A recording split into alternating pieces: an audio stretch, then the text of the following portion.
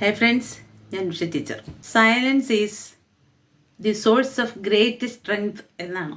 പല അവസരങ്ങളിലും നമ്മൾ കലവില സംസാരിക്കുന്നതിനേക്കാൾ മിണ്ടാതിരിക്കുമ്പോഴാണ് നമുക്ക് സ്ട്രെങ്ത് കൂടുന്നത്.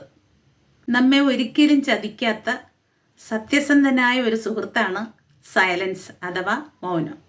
നാം സംസാരിക്കുമ്പോൾ എന്ത് പറയണം എന്നതിനേക്കാൾ എന്ത് പറയാതിരിക്കണം എന്നതിനാണ് പ്രാധാന്യം.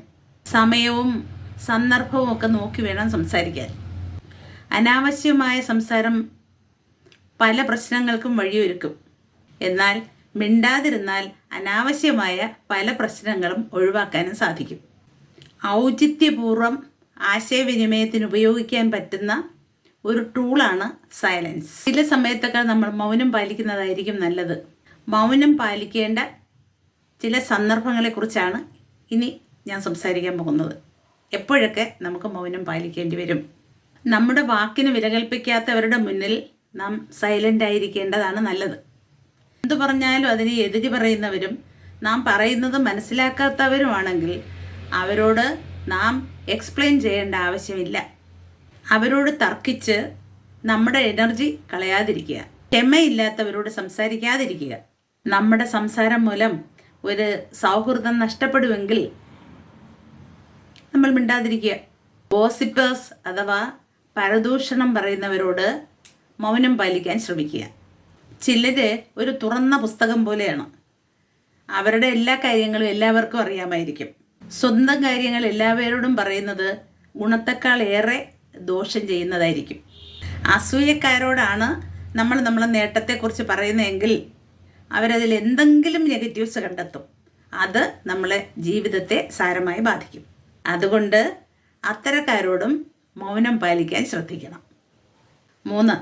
സംസാരം കുറച്ച് ഒരു നല്ല ലിസണർ അഥവാ നല്ല ഒരു കേൾവിക്കാരനാവാൻ ശ്രമിക്കുക. നമ്മോട് സംസാരിക്കുന്ന ആളിൻ്റെ ആവശ്യം അറിഞ്ഞു പെരുമാറുക. തകർന്നിരിക്കുന്ന അവസ്ഥയിലുള്ള ഒരു മനുഷ്യനാണെങ്കിൽ നമ്മൾ അവരോട് സൈലൻ്റായി അവർ പറയുന്നത് കേൾക്കാൻ ശ്രമിക്കുക.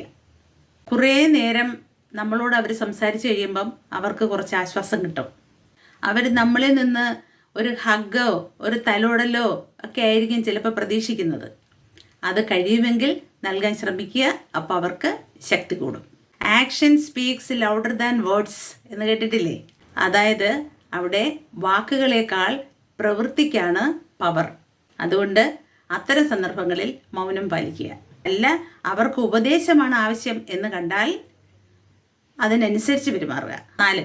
നാം ഷോർട്ട് ടെമ്പേർഡ് ആണെങ്കിൽ, അതായത് നമ്മൾ ദേഷ്യപ്പെട്ടിരിക്കുന്ന അവസ്ഥയിലാണെങ്കിൽ കഴിയുന്നതും മൗനം പാലിക്കുന്നതായിരിക്കും ഉത്തമം. കാരണം ദേഷ്യപ്പെട്ടിരിക്കുന്ന സമയത്ത് നമ്മുടെ കൺട്രോൾ നമ്മളിലായിരിക്കില്ല. ആ സമയത്ത് നമ്മുടെ റിയാക്ഷനോ ഡിസിഷനോ ഒന്നും കറക്റ്റ് ആയിരിക്കണമെന്നില്ല. നാം വായി തോന്നുന്നതൊക്കെ വിളിച്ചു പറഞ്ഞെന്നിരിക്കും. പിന്നീട് അറിയാതെ പറഞ്ഞു പോയതാണ് എന്ന് പറഞ്ഞിട്ട് കാര്യമില്ല. പിന്നീട് കുറ്റവാദം തോന്നുന്ന രീതിയിൽ സംസാരിക്കരുത്. നമ്മുടെ വാക്കുകൾ ചിലപ്പോൾ മറ്റുള്ളവരെ വേദനിപ്പിച്ചേക്കാം.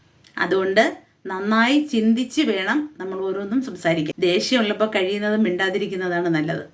ഒരു സംഭവത്തിൻ്റെ പൂർണ്ണമായ കഥ അറിയില്ലെങ്കിൽ അതിനെപ്പറ്റി സംസാരിക്കാതെ മൗനം പാലിക്കാൻ ശ്രമിക്കുക. അതായത് ഒരു കഥയ്ക്ക് 3 വശങ്ങളുണ്ടായിരിക്കും. ഒന്ന് എൻ്റേതായ ഒരു വശം, രണ്ടാമത്തേത് മറ്റൊരാളിൻ്റെ തോന്നുന്ന വശം, മൂന്നാമത്തേത് സത്യം. നാം ഏതൊരു ടോപ്പിക്കിനെ കുറിച്ച് സംസാരിച്ചാലും ആ ടോപ്പിക്കിനെ കുറിച്ച് വേണ്ടുമുള്ള അറിവ് നമുക്കില്ലെങ്കിൽ അതിനെക്കുറിച്ച് സംസാരിക്കരുത്. അവിടെ മൗനം പാലിക്കുക. 6.